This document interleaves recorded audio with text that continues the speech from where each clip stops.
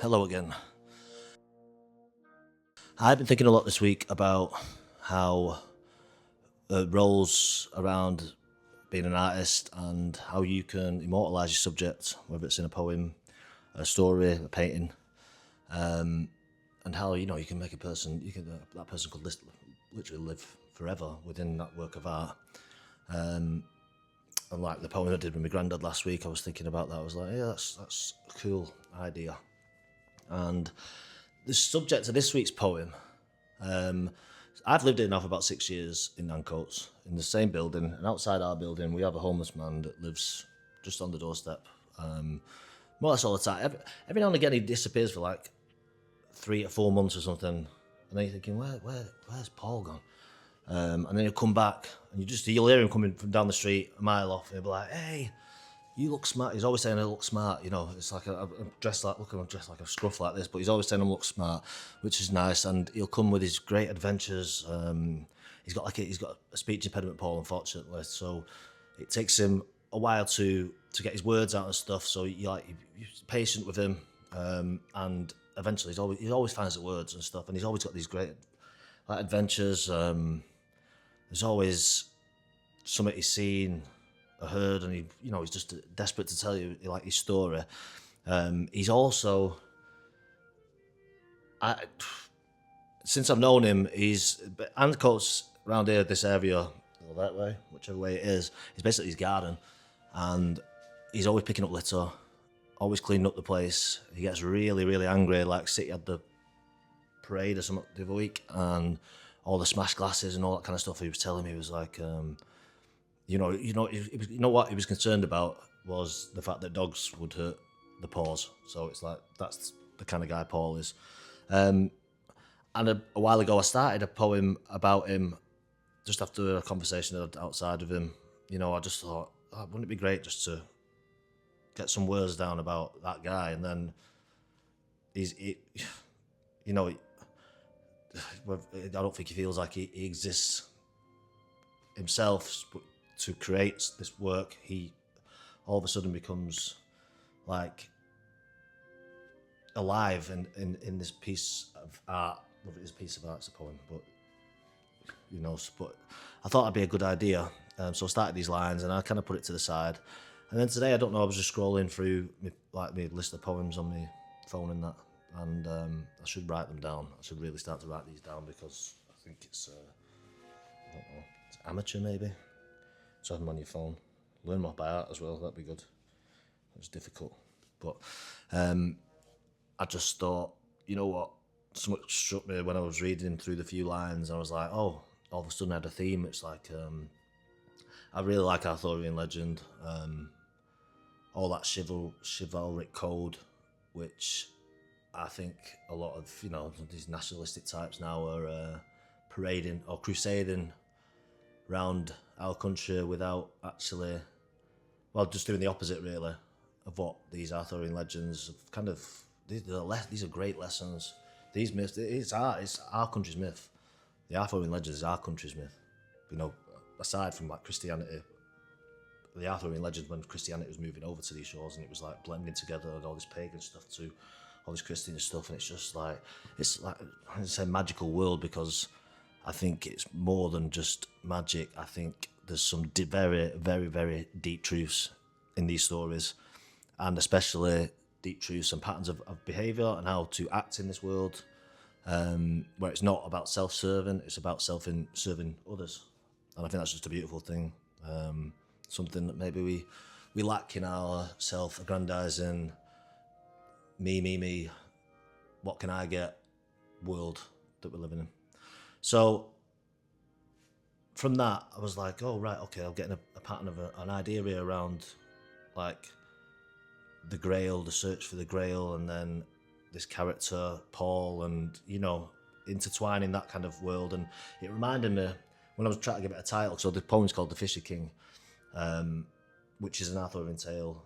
The Fisher King is a wounded king, the land around him is wounded, and he's kind of guarding the Grail, but you don't know that as you find out within these stories of like Parzival and Galahad, I think it is, which are well worth looking into if you can find decent tellings. Like I'm a massive fan of Martin Shaw, who's a storyteller, and he tells a great version of Parzival, which you can get in his book. I think it's called Snowy Tower, but there's loads of different tellings online.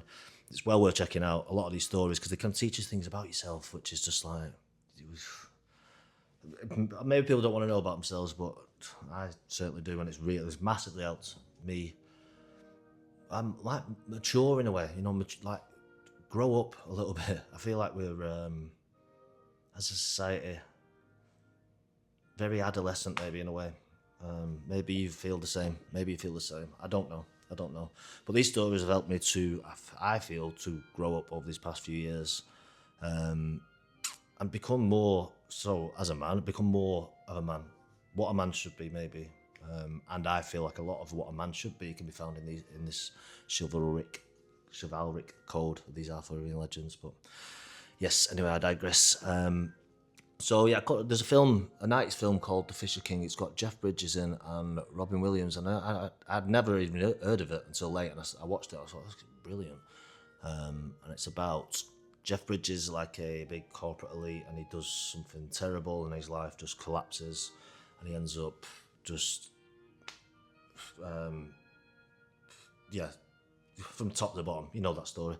And I think he gets mugged, or he's about to get shot, and then this mysterious, like, Arthurian character, Robin Williams, homeless, comes out of nowhere, and they end up making friends. And then Jeff Bridges, to redeem himself, he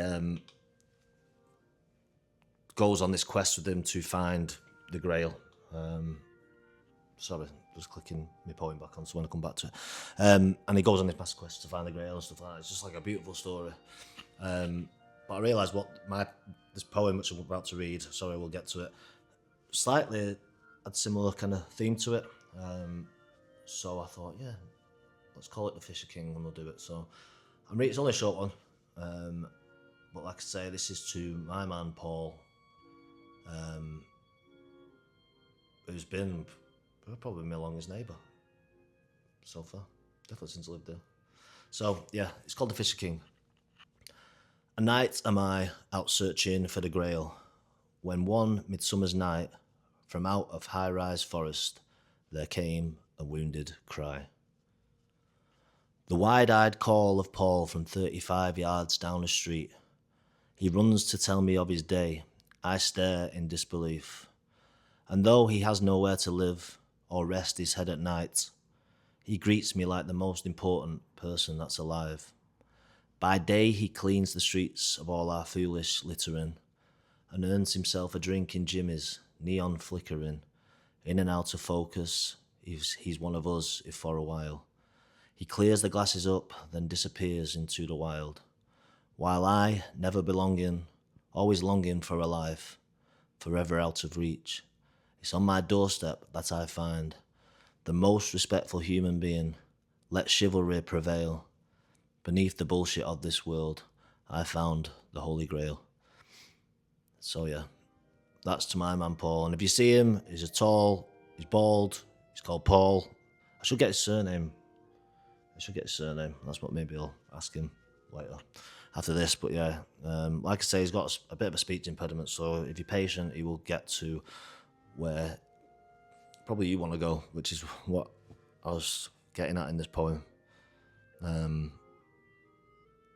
My interactions with him,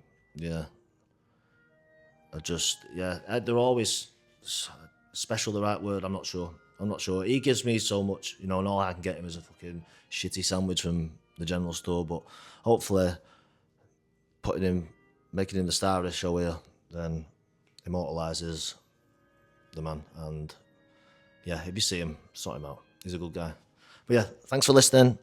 And if you like all this stuff, these poems, these little stories, please consider subscribing to my YouTube channel, which is SidCooper_art. And that'd be great. And let me know what you think. Thank you.